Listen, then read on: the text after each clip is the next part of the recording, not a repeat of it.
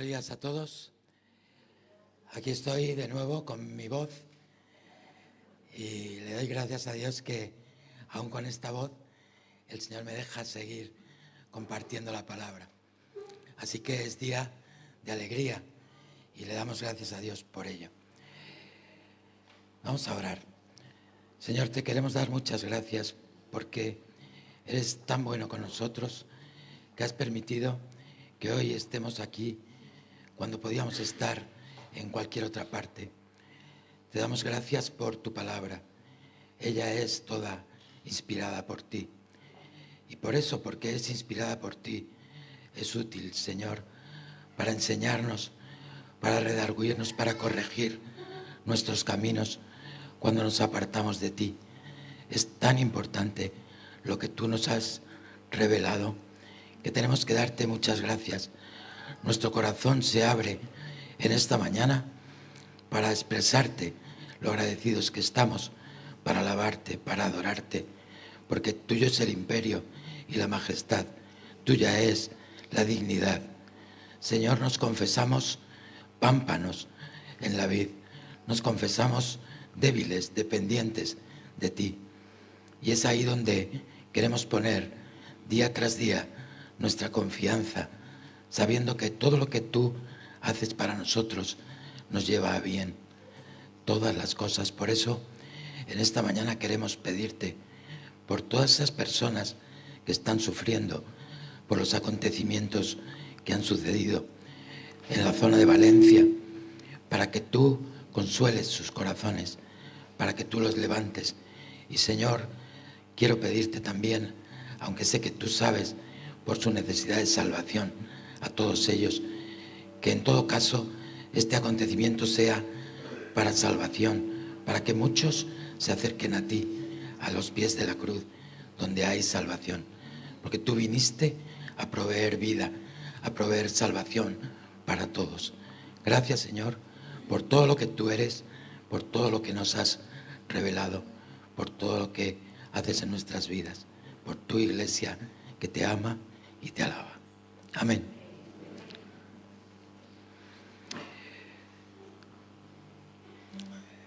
El apóstol Juan dice en su evangelio que en el principio era el verbo, y el verbo era con Dios, y el verbo era Dios.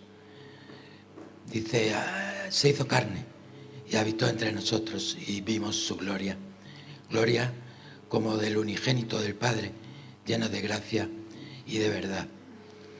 Yo creo que Juan se estaba acordando del monte de la transfiguración, donde Jesús les permitió ver una parte de su gloria, ¿verdad?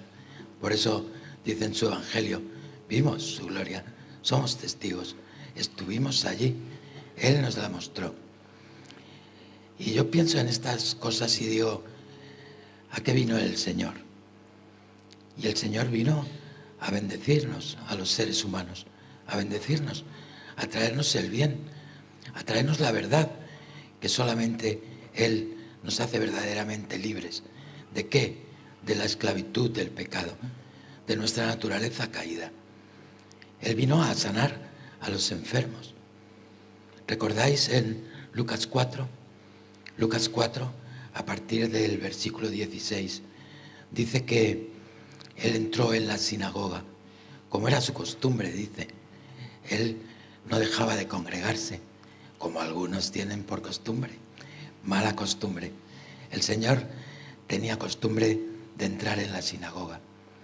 Y en la sinagoga de los judíos se ponía en pie el que era invitado a leer y se le entregaba un rollo del Antiguo Testamento, ¿verdad? O de la Torá o de los profetas para leer. Una vez que lo había leído, se sentaba en la cátedra de Moisés, que era una silla que había allí en la sinagoga, y explicaba, hacía una reflexión sobre lo que había leído. Dice la escritura ahí en Lucas 4, ¿alguien me puede traer agua? Un poquito de agua, por favor. En Lucas 4 dice que el Señor entró en la sinagoga en el día de reposo, como era su costumbre, y se le dio a leer el rollo de Isaías 61. Y el Señor, puesto en pie, lo leyó y dijo: el Espíritu de Dios está sobre mí, por cuanto me ha ungido para traer buenas nuevas a los pobres, sanar a los quebrantados de corazón, libertad a los oprimidos, dar vista a los ciegos, predicar el año agradable del Señor. Y dice la Escritura que todos estaban fijos sus ojos en Él, esperando que se sentara para que les diera esa reflexión sobre el texto que había leído. Todos los ojos estaban puestos en Él y todos se maravillaban. Dice Lucas 4, estaban todos maravillados de la sabiduría del Señor. Y se decían: oye, pero este no es el hijo de José, el carpintero. Claro, les extrañaba tal sabiduría que el Señor tenía, ¿verdad? Una vez leído el rollo, muchas gracias. Dejarme que beba un poquito, si no, no llego ni a la mitad del sermón.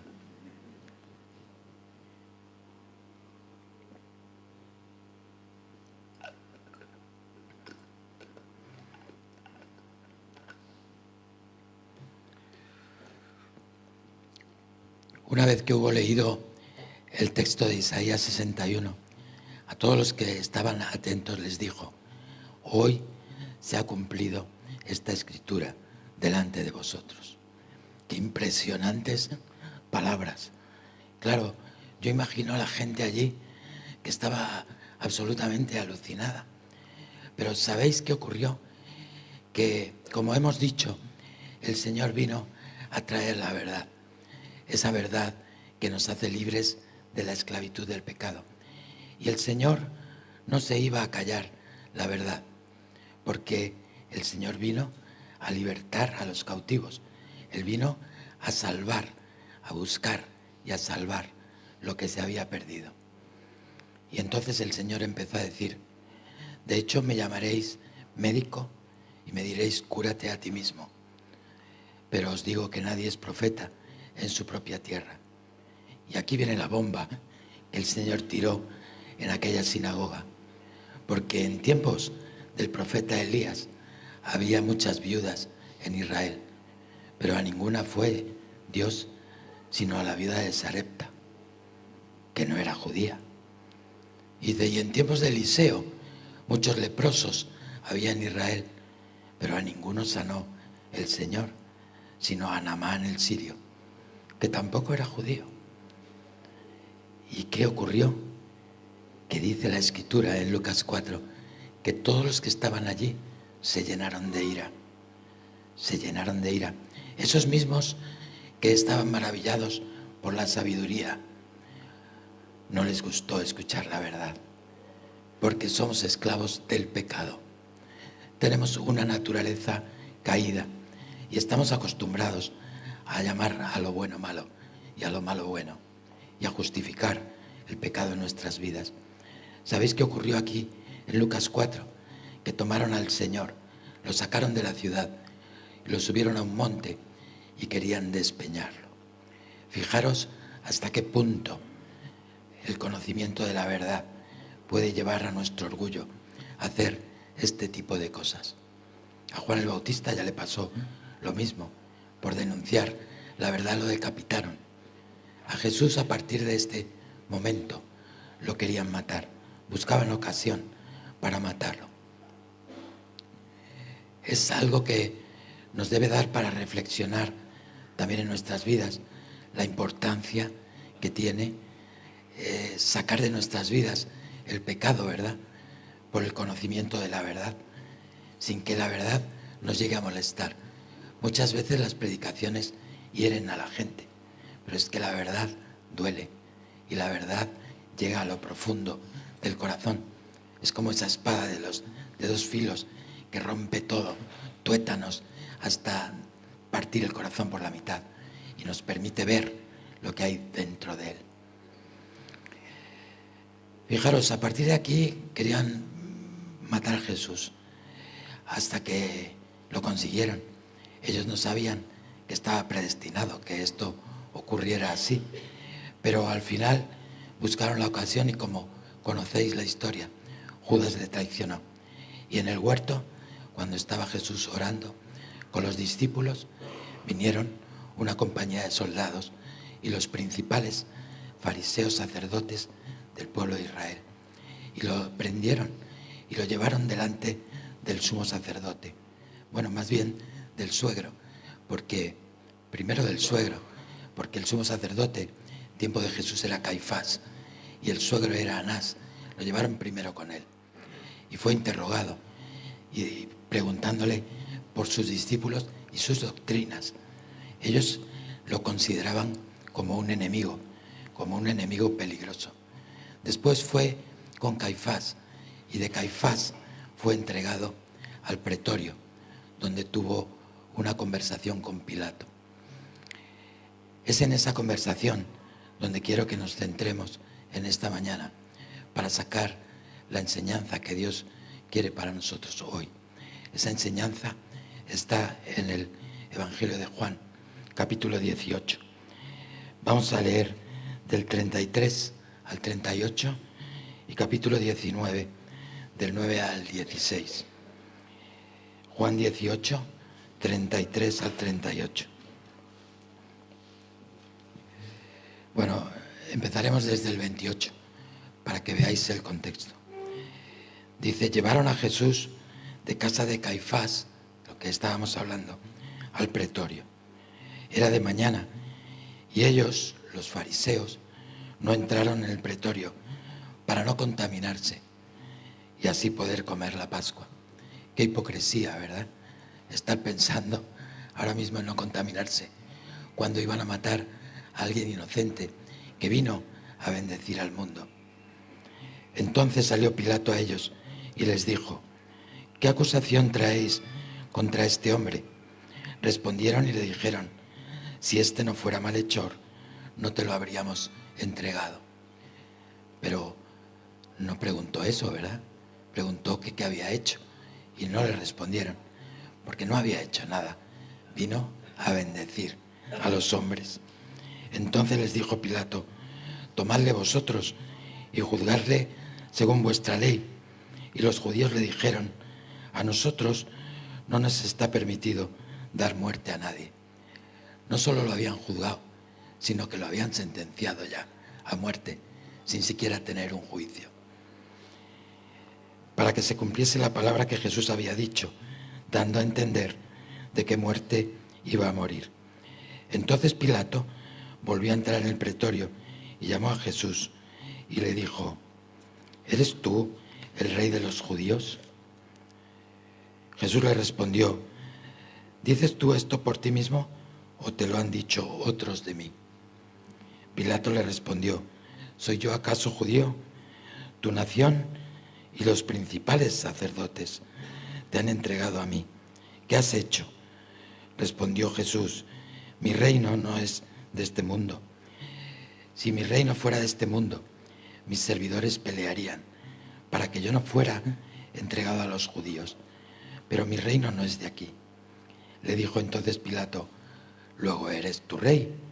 Respondió Jesús: tú dices que yo soy rey.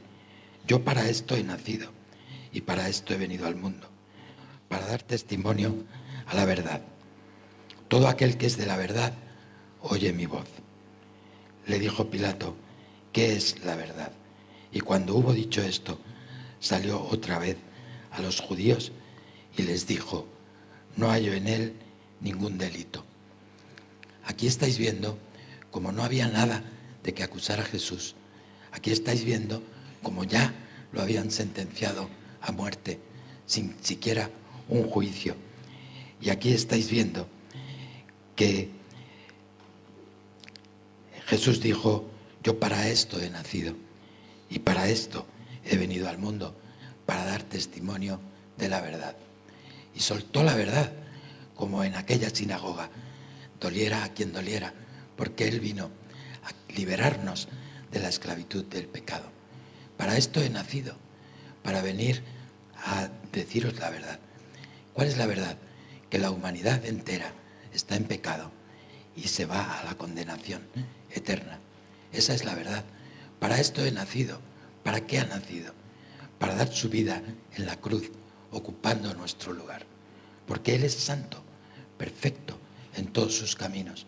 Él entregó su vida en la cruz y como era perfecto, por eso pudo cubrir la justicia de Dios Padre. Ocupó nuestro lugar, el justo por los injustos, que somos nosotros, para que podamos ser justificados delante de Dios. Para esto nació Jesús, para esto vino Jesús, porque Él es Dios encarnado, perfectamente Dios, su naturaleza divina, perfectamente hombre. Capítulo 19, versículos 9 al 16. Entró otra vez en el pretorio y dijo a Jesús: ¿de dónde eres tú? Mas Jesús no le dio respuesta. Entonces le dijo Pilato: ¿a mí no me hablas? ¿No sabes que tengo autoridad para crucificarte y que tengo autoridad para soltarte? Y Jesús le respondió: ninguna autoridad tendrías contra mí si no te fuese dada de arriba. Por tanto, el que a ti me ha entregado, mayor pecado tienes. Desde entonces procuraba Pilato soltarle, pero los judíos daban voces diciendo: si a este sueltas, no eres amigo de César. Todo el que se hace rey, a César se opone. Entonces Pilato, oyendo esto, llevó fuera a Jesús y se sentó en el tribunal, en el lugar llamado el Enlosado, y en hebreo Gabata. Era la preparación de la Pascua, y era como la hora sexta. Entonces dijo a los judíos: he aquí vuestro rey. Pero ellos gritaron: fuera, fuera, crucifícale. Pilato les dijo: a vuestro rey he de crucificar. Respondieron los principales sacerdotes: no tenemos más rey que César. Así que entonces los entregó a ellos para que fuese crucificado. Tomaron pues a Jesús y lo llevaron. Qué impresionante relato, ¿no? Jesús, que vino a morir por nosotros en la cruz, a traernos la verdad que nos libera de la esclavitud del pecado. Era rechazado por su propio pueblo, y no solo rechazado, sino que lo querían matar. El pueblo entero dijo: crucifícale, crucifícale. Preferimos que nos sueltes al ladrón, Barrabás, pero crucifica a Jesús. Ahí te das cuenta de la batalla espiritual tan enorme que libra la humanidad, porque el Señor vino a buscar y a salvar lo que se había perdido. Dice el libro de Isaías que todos nos descarriamos como ovejas, cada cual se fue por su camino, pero Dios cargó en él, en Jesús, el pecado de todos nosotros. Fijaros, con este texto solamente quiero tomar 2 puntos. Sé que vamos a leer mucha escritura, pero es bueno eso. En este texto, los 2 puntos que a mí se me vienen a la cabeza es que Cristo es Rey, Jesucristo es Rey de Reyes, y así se titula esta predicación: Jesucristo, Rey de Reyes, porque Él gobierna en nuestros corazones. Él también gobierna en los reinos terrenales. Él dijo a Pilato: no tendrías autoridad ninguna si mi Padre no te la hubiera dado. Él quita y pone reyes, ¿verdad? Según su perfecta voluntad. Pero Él tiene un reino que no es de este mundo. Y también le dijo a Pilato: Él es rey, pero es diferente a los reyes terrenales. Y tiene un reino que también es diferente a los reinos terrenales. Y me acordé cuando estaba pensando en todo esto para elaborar el sermón, en los tiempos de Samuel. ¿Os acordáis? Los tiempos de Samuel. Samuel fue el último de los jueces en Israel, cuando era Dios quien gobernaba directamente a su pueblo. Y fue también el primero de los profetas. Lo que pasa que Samuel, en Samuel, capítulo 8, podemos leerlo, ahora veremos, pero vamos a cortar un poco. En Samuel capítulo 8 dice que Samuel envejeció Y los hijos de Samuel, que heredaban, digamos, el ser jueces de Israel, pues pervirtieron el derecho, dice la Escritura, por su avaricia, y cayeron en el soborno, les sobornaron y se apartaron de lo que era bueno. Entonces el pueblo, viendo esto, se acercó a Samuel y le dijo: oye, Samuel, mira, tú ya eres viejo, ya no puedes seguir, pero es que tus hijos se han pervertido, no pueden ser jueces sobre la nación. Entonces, verás, queremos que nos pongas un rey que nos dirija, un rey que nos gobierne, un rey como tienen todas las demás naciones. Y a esto a Samuel no le gustó ni un pelo, dice la Escritura. Y les dijo: bueno, dejarme que ore a Jehová, buena costumbre de poner en manos de Dios todas aquellas cosas importantes de nuestra vida para obtener la dirección adecuada. Y Samuel fue y oró al Señor. Y Jehová le dijo: mira, no es a ti a quien te rechazan, sino a mí es a quien están rechazando. Haz lo que el pueblo te diga, ponles un rey. Pero antes de ponerles un rey, les vas a decir las consecuencias que les traerá el poner un rey y quitarme a mí del gobierno de la nación. Y aquí es donde quiero leeros Samuel 8, versículos 4 al 20. Entonces todos los ancianos de Israel se juntaron. Esto ya lo hemos leído. El versículo 5 le dijeron: he aquí tú has envejecido, tus hijos no andan en tus caminos. Vamos a ir al versículo 11, que es la continuación de todo lo que os he explicado. Samuel 8, primera de Samuel 8, versículo 11. Y dijo pues: así hará el rey que reinará sobre vosotros. Esto no es de Samuel, sino que Dios le había dicho a Samuel: dile al pueblo que esto es lo que va a ocurrir si nombran un rey terrenal. Así hará el rey que reinará sobre vosotros. Tomará vuestros hijos y los pondrá en sus carros y en su gente de a caballo, para que corran delante de su carro, y nombrará para sí jefes de miles y jefes de cincuentenas. Los pondrá a sí mismo a que aren sus campos y siguen sus mieses, y a que hagan sus armas de guerra y los pertrechos de sus carros. Tomará también a vuestras hijas para que sean perfumadoras, cocineras y amasadoras. Asimismo, tomará lo mejor de vuestras tierras, de vuestras viñas y de vuestros olivares, y los dará a sus siervos. Diezmará vuestro grano y vuestras viñas, para dar a sus oficiales y a sus siervos. Tomará vuestros siervos y vuestras siervas, vuestros mejores jóvenes, vuestros asnos, y con ellos hará sus obras. Diezmará también vuestros rebaños, y seréis sus siervos. Y clamaréis en aquel día a causa de vuestro rey que os habréis elegido. Mas Jehová no os responderá en aquel día. ¿Sabéis qué dijo el pueblo? Versículo 19.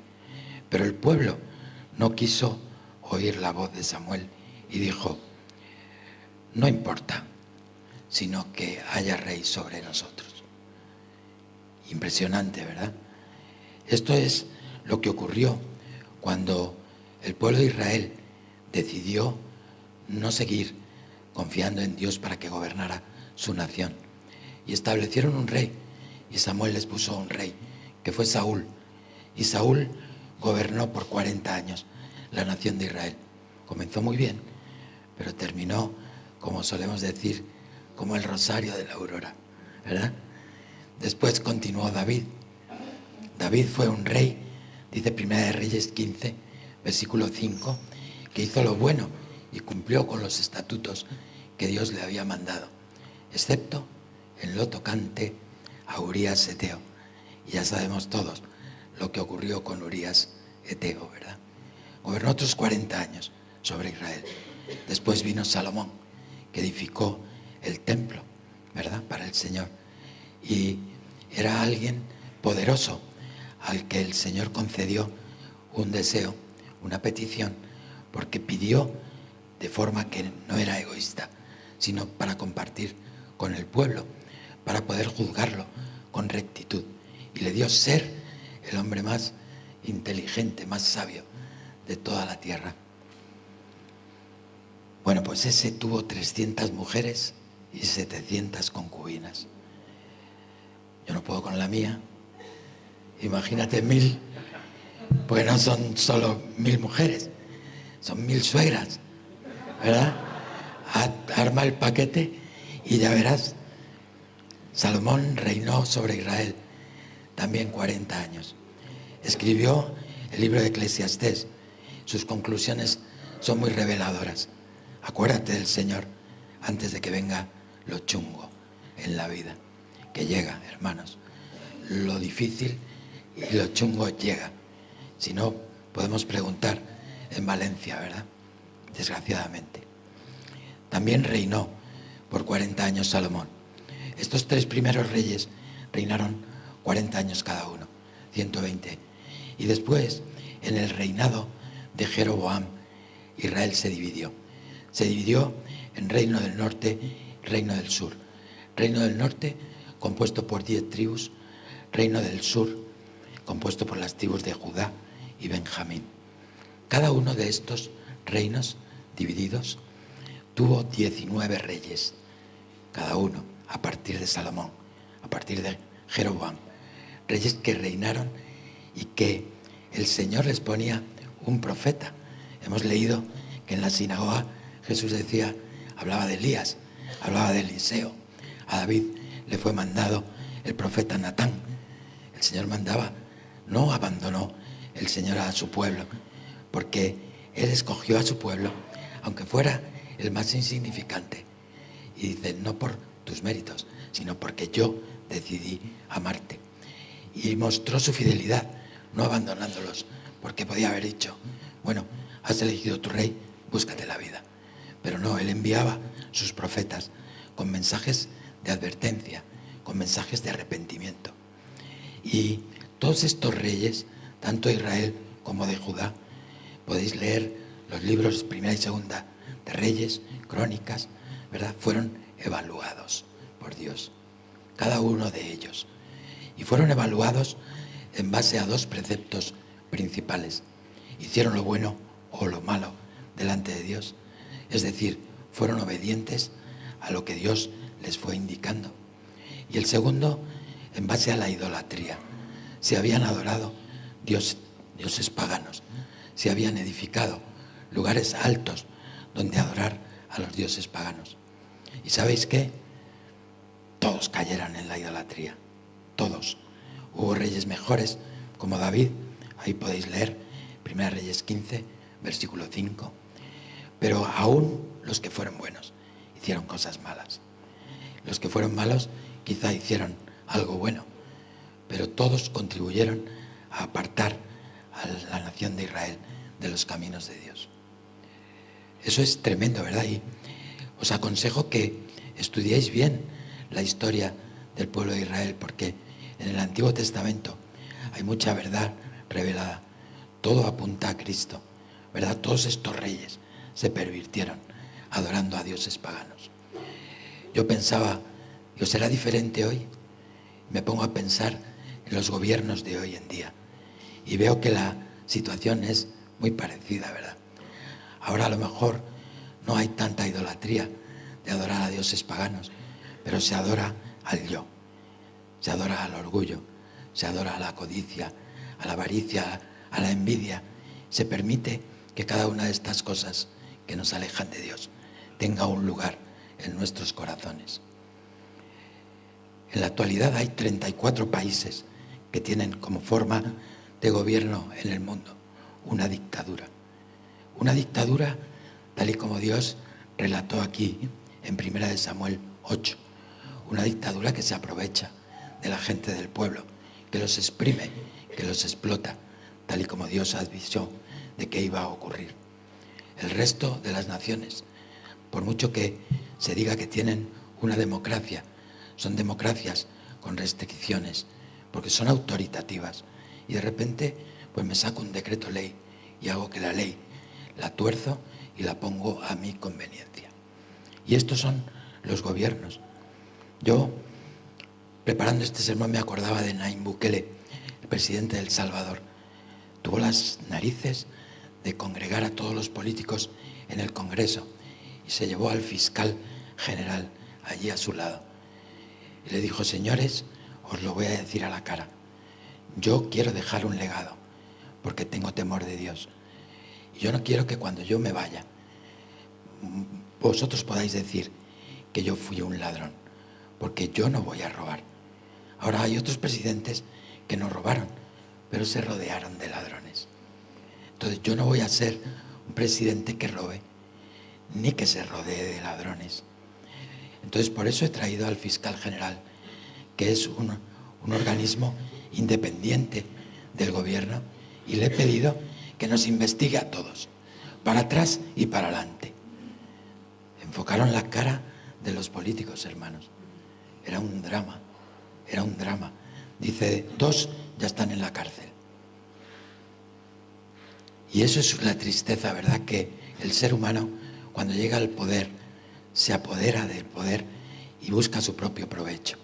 No el poder, no el provecho del pueblo. Y como tienen impunidad y la justicia no es igual para todos, pues vivimos oprimidos y vivimos esclavizados con unos impuestos y con unas condiciones que son difícilmente llevaderas, ¿verdad?, para cada uno de nosotros. Vivimos en el estrés, en la ansiedad, en el temor de perder el trabajo, y así es como Dios relató que iba a suceder. Pensando en todo esto, me acuerdo de, lo voy a contar, me acuerdo de una hermana allí en la iglesia de México que la nombraron diputada, y entonces hizo una fiesta en su casa. Fuimos varios matrimonios y nos invitó a unos tamales. Allí en México es muy, muy normal que se hagan unos tamales para invitar, y nos puso unos aperitivos, y los tamales tardaban porque los traían de la calle, y como tardaban, el que tenía yo a mi lado me dijo: oye, ¿crees que sea verdad lo de los tamales? Y digo: hombre, si ha dicho que nos ha invitado a tamales, será verdad. Dice: como ves que los políticos prometen y no cumplen. Digo: bueno, estaba empezando todavía, dale tiempo, dale tiempo. Pero esto que es una broma, ¿verdad? Es la realidad, no es ninguna broma. Prometen y no cumplen. Prometen cuando vamos a tener elecciones y después no cumplen con la mayoría de las cosas, sino que van a su propio interés. He querido contaros todo esto porque en la conversación con Pilato le preguntó: ¿eres tú el rey de los judíos? Hermanos, Jesucristo es rey de reyes y señor de señores, no de los judíos, de todas las naciones que hay sobre la tierra y en el reino de Dios también, que no es de este mundo. Él es rey de reyes y señor de señores. Él es un rey diferente a los reyes terrenales. Es un rey diferente por cuanto no busca lo suyo, ¿verdad? Para esto he nacido y para esto he venido al mundo. ¿Para qué? Para entregar mi vida por vosotros. Si buscáis ahí en el libro de Romanos, capítulo 5, versículos 5 al 8, dice, ¿no buscáis? No oigo las páginas de la Biblia. Romanos 5, versículos 5 al 8, dice que en el tiempo adecuado, en el tiempo establecido por Dios, Jesucristo murió ciertamente por los débiles, cuando aún éramos débiles. Dice la Escritura, Cristo murió por nosotros. Y dice el texto, quizá alguno ciertamente pudiera morir por un justo, aunque quizá alguno pudiera morir por alguien bueno, quizá alguno puede dar la vida por su hijo, porque es su hijo, porque tenemos ese sentido de la propiedad, que no son nuestros, que son de Dios. Nos los ha dejado para que los guiemos, ¿verdad? A Cristo, para eso nos los ha dejado.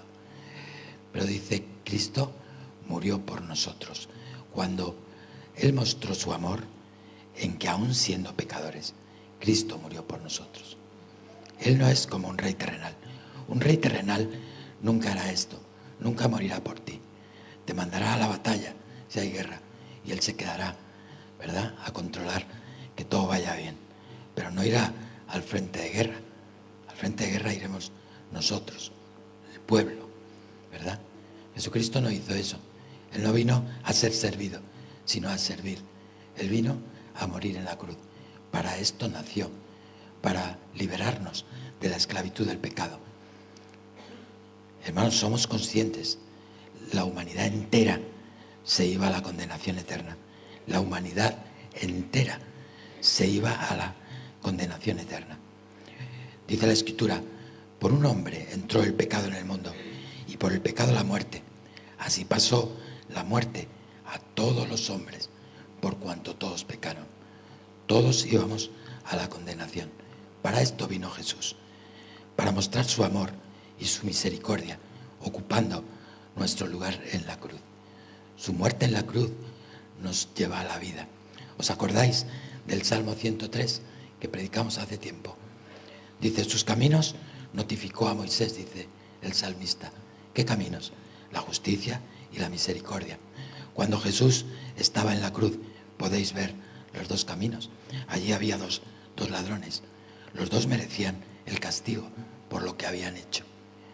Pero el que murió no reconociendo a Cristo, ese se fue a la condenación.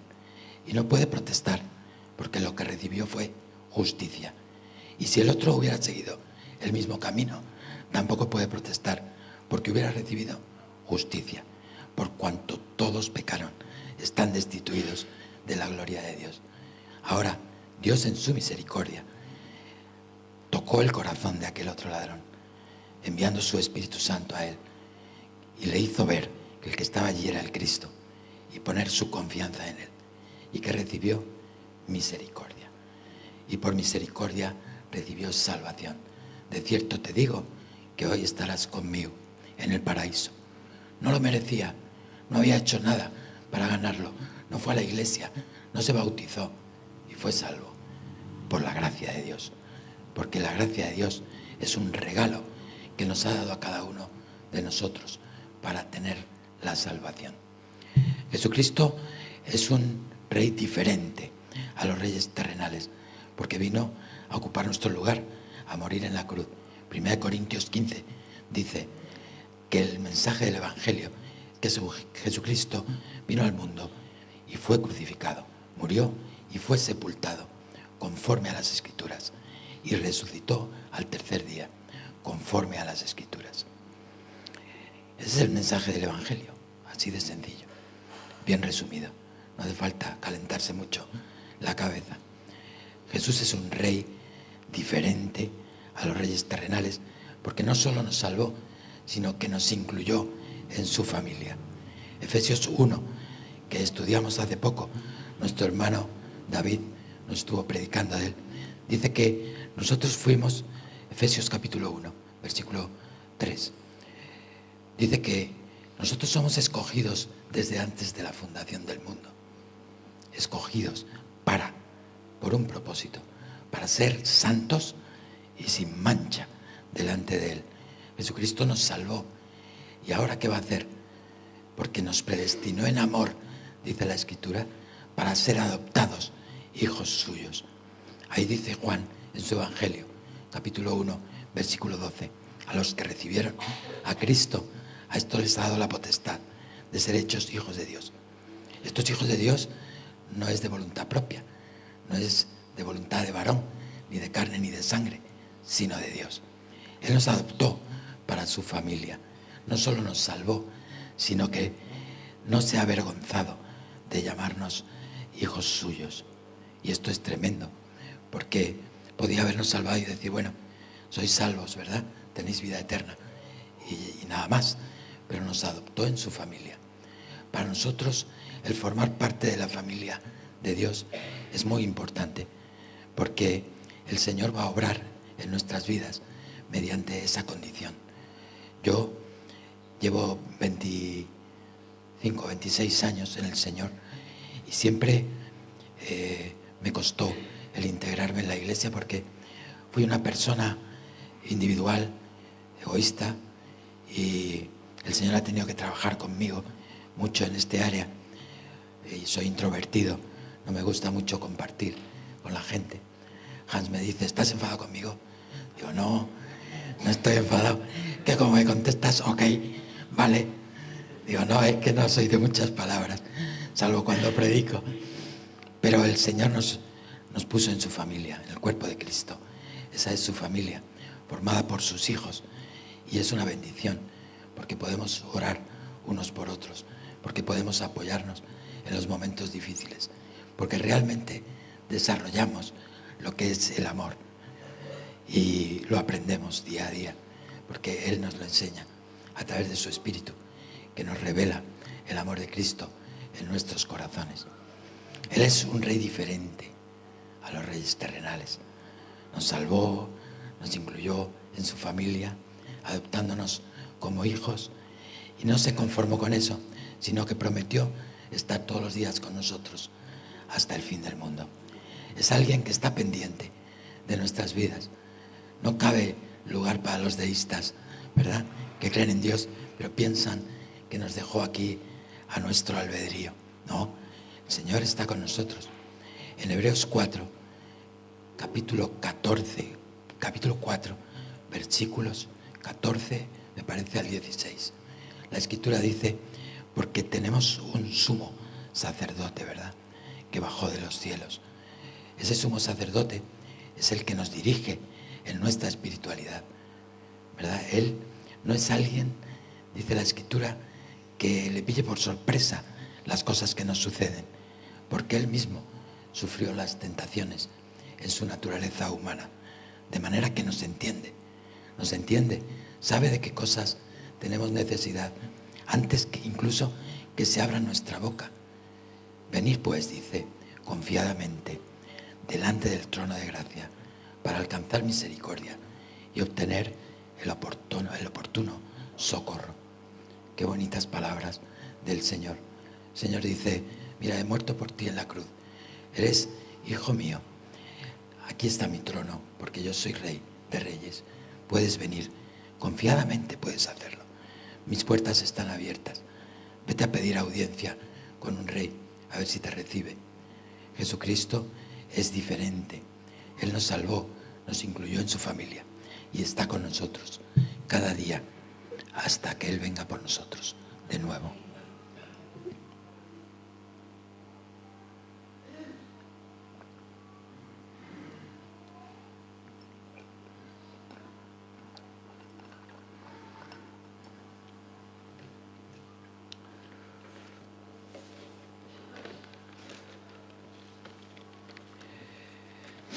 De manera que ahora podemos decir lo que decía Pablo a los Gálatas, capítulo 2, versículo 20.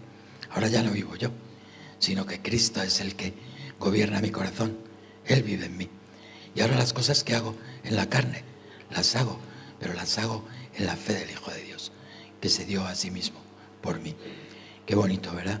El Señor es Rey de Reyes, gobierna en nuestros corazones. Él le dijo a Pilato, tú dices que yo soy rey. Alguien te lo ha dicho, porque de ti eso no sale. Pero mi reino no es de este mundo. Mi reino es un reino diferente. Si fuera de este mundo, sería como todos los demás. Terminaríamos a tortas, ¿verdad? Porque los reinos actuales, cuando hay diferencias, salen a tortas. Ahí vemos los conflictos de guerra que tenemos actualmente y los que ha habido a lo largo de la historia. Pero dice, en mi reino las cosas no son así. Y digo, pensaba yo, ¿y cómo es el reino de Dios? Oramos como el Señor nos enseñó, venga a nosotros tu reino, pero ¿cómo es el reino, verdad? Y es muy bonito adentrarse en toda la enseñanza que la palabra de Dios tiene en cuanto al reino.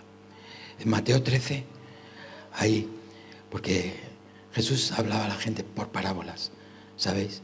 Y dice, y sin parábolas no les hablaba. Porque una parábola es una verdad espiritual relatada mediante un medio natural, ¿verdad? Entonces Jesús hablaba así, nadie le entendía, pero luego tomaba a sus discípulos aparte y les daba la explicación. En Mateo 13 hay 7 parábolas, porque Jesús no dio una definición del reino de Dios, sino que utilizó una figura lingüística que es el símil. Y lo utilizó en las parábolas. El reino de Dios es como. No es una definición, es un símil, es una comparación. El reino Jesús está enseñando las claves del reino en base a comparaciones con temas naturales que podamos entender. Y en Mateo 13 hay 7 parábolas que nos hablan del reino de Dios. Os aconsejaría que si tenéis interés en saber cómo es el reino de Dios, las estudiéis profundamente. Como nos decía Hans hace poco, la palabra de Dios no es para leerla como una novela, sino para tomar una parábola y estar masticándola y rumiándola y orándola hasta que le saquemos y le exprimamos la última gota de lo que el Señor nos ha querido revelar con ella con respecto al tema que estamos estudiando. No hay nada más bonito que eso. Yo tengo el privilegio de predicar y cuando exprimo el texto, incluso palabras sueltas, me dan perspectivas en las que antes no había caído. Es mucha la riqueza que tiene la Escritura. Y en Mateo 13, el reino es comparado a un hombre que echa la semilla. Y dice la parábola del sembrador. Es la primera de todas y es bueno entenderla porque sirve como contexto de todas las demás.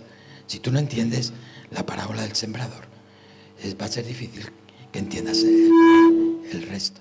Ole. Va a ser difícil que entiendas el resto. En Mateo 13 tienes la parábola del sembrador, la parábola del trigo y la cizaña, la parábola de la semilla de mostaza, la de la levadura, la del tesoro escondido, la de la perla de gran precio y la de la red. Y en esas 7 hay características del reino muy interesantes. Yo voy a compartiros un breve resumen de 2 que no están en Mateo. Hay una que está en Mateo 13, que es la semilla de mostaza, pero la otra no está en ningún evangelio, salvo en Marcos. Marcos capítulo 4, versículo 14 me parece que es. No, versículo 26 al 34. Marcos 14, no, 4. Marcos 4, 26 al 34.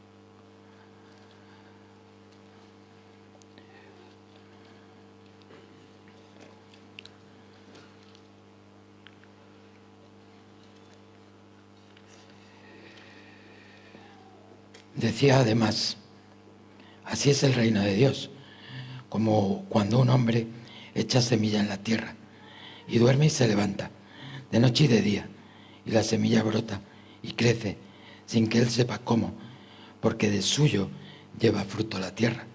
Primero hierba, luego espiga, después grano lleno en la espiga, y cuando el fruto está maduro, enseguida se mete la hoz, porque la siega ha llegado.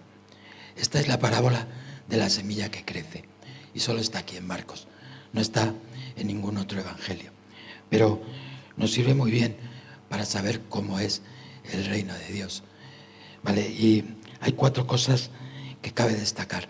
La parábola dice que el reino de Dios es como un hombre que echa la semilla.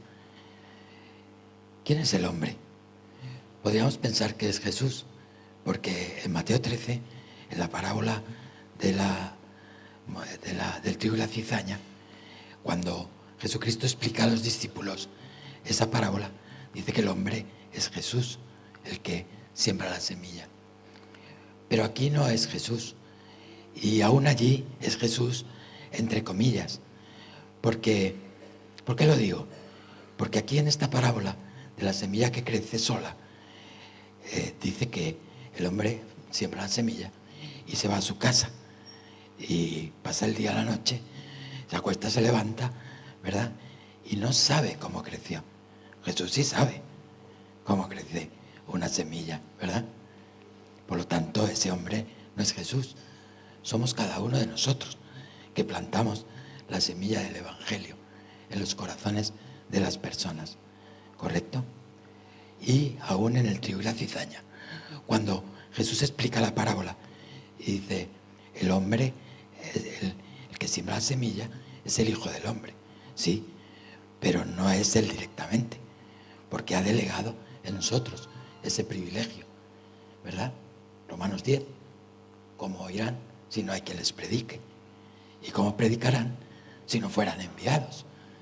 Benditos son los pies de los que predican el mensaje de la paz. Entonces somos nosotros, finalmente, porque Dios ha determinado que la salvación sea en principio por el sembrar la semilla, por la predicación del Evangelio. Locura. Para los que se pierden es locura. Para nosotros que hemos creído en Jesús es poder de Dios. Entonces, esta parábola está diciendo de lo importante que es el ir y sembrar, el predicar el Evangelio. Y te vas a tu casa, y te acuestas, te levantas, y te duermes, pasa el día y la noche. Y de repente ha salido una planta por la tierra, porque dice aquí en la parábola, la tierra de suyo, ¿verdad? Da vida, de suyo, está implícito en la tierra, que Dios la ha limpiado. Por eso digo que hay que conocer la parábola del sembrador en su contexto, para entender esta, ¿verdad? Pero esto es muy importante, porque a nosotros se nos ha encomendado la gran comisión, ¿verdad? Nosotros tenemos que hacer discípulos en todas partes. Tenemos que predicar ese mensaje de salvación. No podemos quedarnos con él. Sería egoísmo. Es tan importante el predicarlo. Entonces, lo que está diciendo la parábola es que en el reino de Dios nosotros somos usados para predicar un mensaje de salvación. Pero no nos debemos de preocupar de nada más, porque lo demás es del Señor. Ya dispuso la tierra, ¿verdad? Parábola del sembrador. La tierra buena da fruto a 30, 60 y 100 por uno. ¿Quién limpió la tierra? Si la tierra es el corazón del hombre y en todos hay maldad. El Espíritu de Dios la limpió de manera que dé fruto, de manera que el crecimiento lo ha dado Dios. Pablo lo explicó muy bien en 1 Corintios. Yo siembro, Apolo riega, pero ¿quién ha dado el crecimiento? Dios ha dado el crecimiento. Entonces, hermanos, yo quiero que en esta parábola podamos entender que el predicar el mensaje de salvación es tan importante, no para Dios, porque Dios va a llevar a su reino.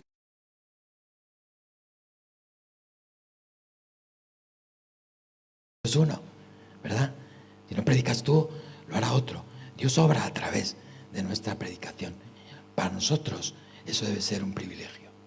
Entiendo que es difícil, entiendo que hay que salvar muros, que nos cuesta, que nos podemos sentir débiles predicando, que nos rechacen. A nadie le gusta que lo rechacen. Que puede ser que no nos sintamos preparados, que a lo mejor consideremos que no tenemos la suficiente sabiduría para presentar defensa de nuestra fe. Hermanos, esos muros Dios los salta con nosotros de la mano. Quiero deciros algo. Un día estaremos en su presencia. Esta vida habrá terminado. Quizá entonces nos vamos a arrepentir cuando ya no haya remedio de no haber empleado mejor nuestro tiempo en aquello que el Señor nos mandó hacer, porque Él gobierna nuestros corazones. Ahora, quiero deciros, hay un grupo en la iglesia, un grupo de bendición, de hermanas y hermanos que conozco de años, de 25 años, aquí en la iglesia, que se saltan esos muros y son capaces de ir a la puerta de un hospital a entregar un folleto y predicar el mensaje de salvación. Eso no es poca cosa. Podían estar empleando ese tiempo en cualquier otra cosa, en ganar dinero, pero han considerado que eso es el mayor privilegio que el Señor les ha dado. Quizá no te sientas preparado, pero te propongo un desafío. Te propongo que un día, nada más un día, salgas con ellos. A lo mejor ni siquiera vas a abrir la boca, pero vas a estar con ellos y vas a ver el fuego que Dios pone en sus corazones para saltarse las barreras. Te aconsejo que hagas eso alguna vez, porque en el momento que aprendas a saltar esos muros, será algo que agradezcas para toda tu vida al Señor. La segunda parábola es la parábola de la semilla de mostaza.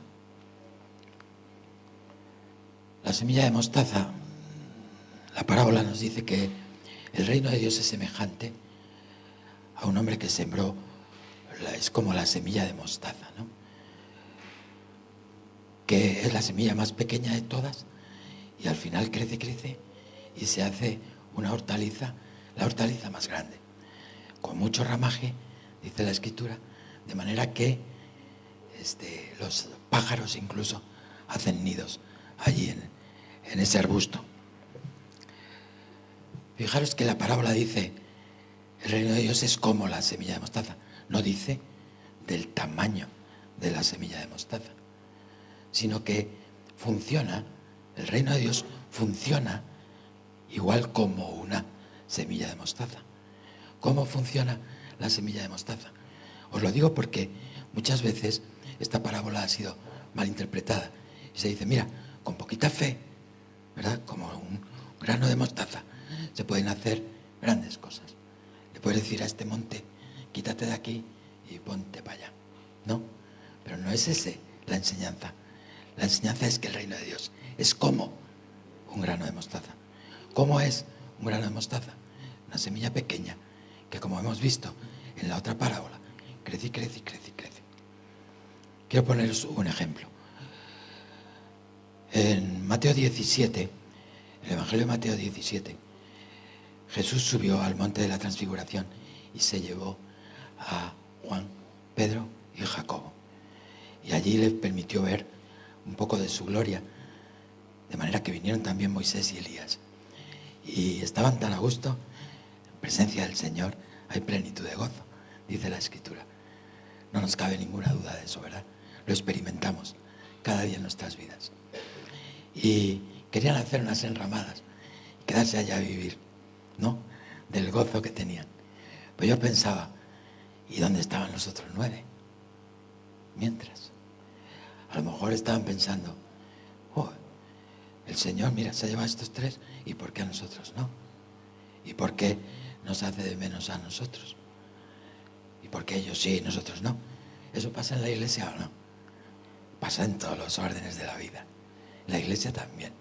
Y debemos aprender y madurar. Ahora, ¿sabéis lo que estaban haciendo los otros 9? Mientras, estaban echando un demonio de un lunático. Y reprendieron al demonio y el demonio no salió. Ellos ya tenían en su cabeza, seguramente, porque nosotros lo hemos subido, pensamientos negativos.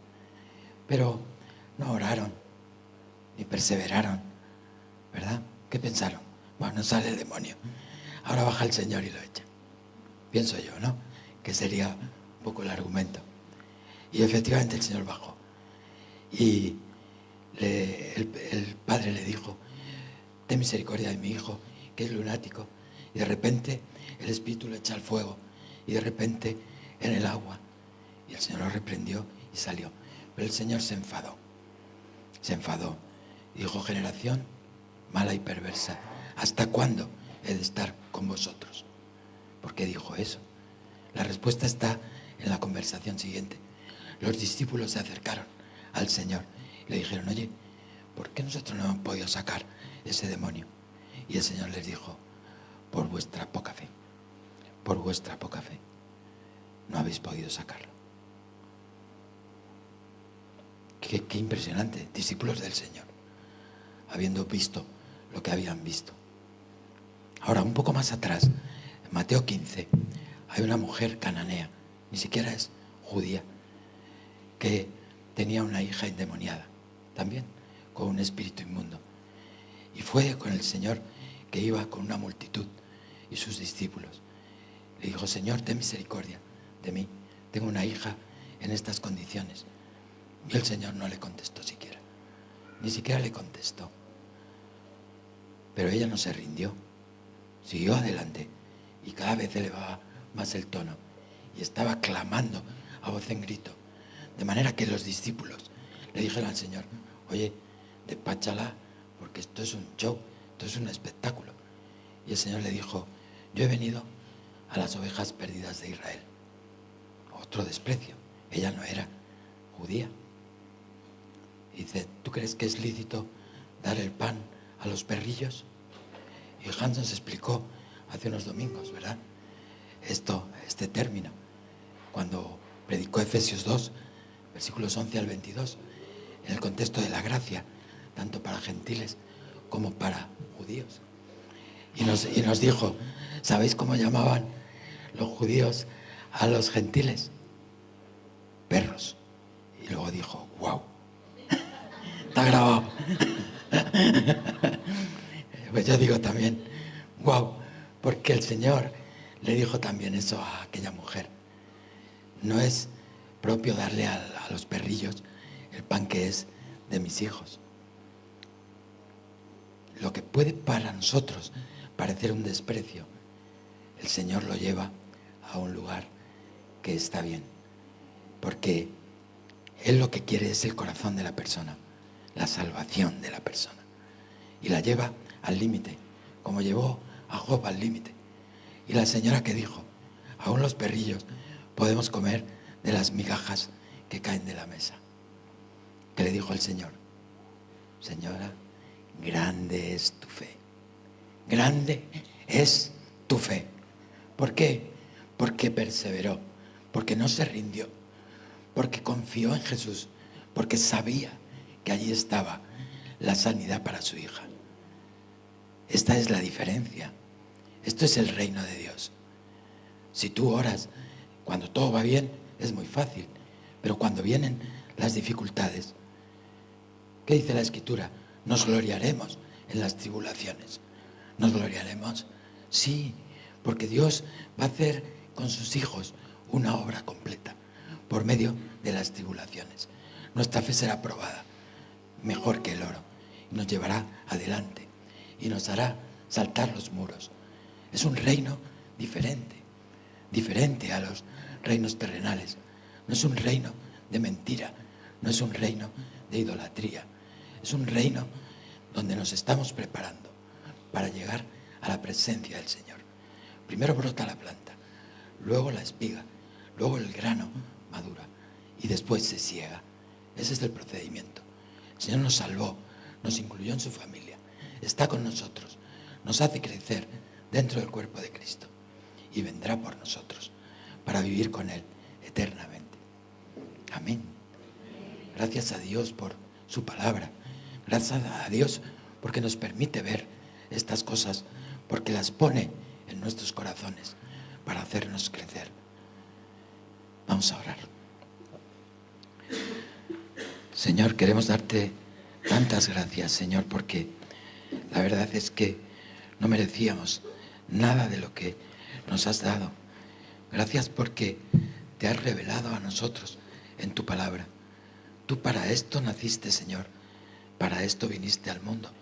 No tenías por qué, pero nos has amado al punto de que, aún siendo pecadores, ocupaste nuestro lugar en la cruz para perdonar nuestros pecados. ¡Qué grandiosa misericordia! ¡Cuánta gracia, Señor, de tu parte! ¡Cuánto agradecimiento hay en nuestros corazones! ¿Cómo no abrirlos de par en par, Señor, para gritarle al mundo tu misericordia? Porque tú eres digno, Señor, de toda alabanza y de toda adoración. Para ti es la majestad y el imperio. Señor, ayúdanos en nuestra debilidad. Ayúdanos en nuestra incredulidad. Llévanos adelante, Señor, en tus mandamientos, que no son gravosos. Recibe honra y gloria. Señor, te pido por mi iglesia, por cada uno de sus miembros, que sean conscientes, Señor, de la importancia que tiene el predicar tu mensaje de salvación. Tú nos has dado el privilegio que puedan experimentar el fuego en sus corazones cuando una persona llega Cristo y tú haces fiesta allí en el cielo, porque te gozas, Señor. Por eso sufriste la cruz, menospreciando el oprobio, por el gozo puesto delante de ti. Cada uno de nosotros constituimos ese gozo, hijos tuyos, Señor, adoptados por ti para vivir eternamente contigo. Gracias, Señor, 1000 veces gracias.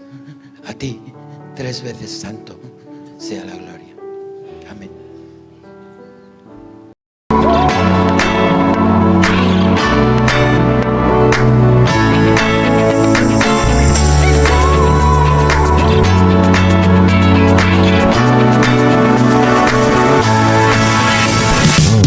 I used to live like I was under attack, dodging arrows from my past. I had no hope for tomorrow.